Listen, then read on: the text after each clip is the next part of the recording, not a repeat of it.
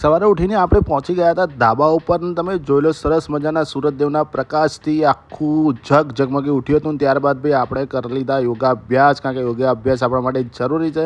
અને ત્યારબાદ ભાઈ આપણે નીચે આવ્યા પછી જીરાની વાટકીમાં આંગળી ફેરવી ગડગડ કરીને જીરું નીચે ઉતારી દીધું ને પછી એ જીરાનું પાણી આપણે ગટગટ કરતા પી ગયા અને ભાઈ એટલું રિફ્રેશિંગ લાગ્યું. ત્યારબાદ પછી નાહી ધોઈને ભૂખ લાગી એટલે આપણે ભાઈ ખાઈ લીધું એક સરસ મજાનું કેળું.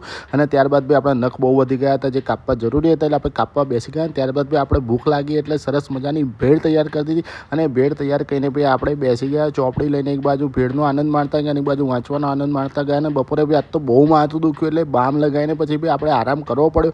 રાત્રે જમીને આપણે ભાઈ રિવરફ્રન્ટમાં બહાર નીકળી ગયા મિત્રોની સાથે ને પછી અમે ચાલવા નીકળી ગયા, કારણ કે સરસ મજાનો પવન વાઈ રહ્યો હતો ઠંડો, એની મજા લીધી. અને તમે જોઈ લો 3 જણાના 3 ભૂત ચાલતા એવા અમારા પડછાયા પડી રહ્યા હતા અને ફરવાની બહુ મજા આવી. આજે લટાર મારવાની બહુ મજા આવી. ત્યારબાદ ભાઈ આપણે ઘરે આવ્યા એટલે ઘરે આવીને ભાઈ આપણે આવતીકાલે જે જીરાનું પાણી પીવાનું છે રેડી કરી દીધું અને રેડી કરતાની સાથે આજના વ્લોગને આપીએ વિરામ. આવજો.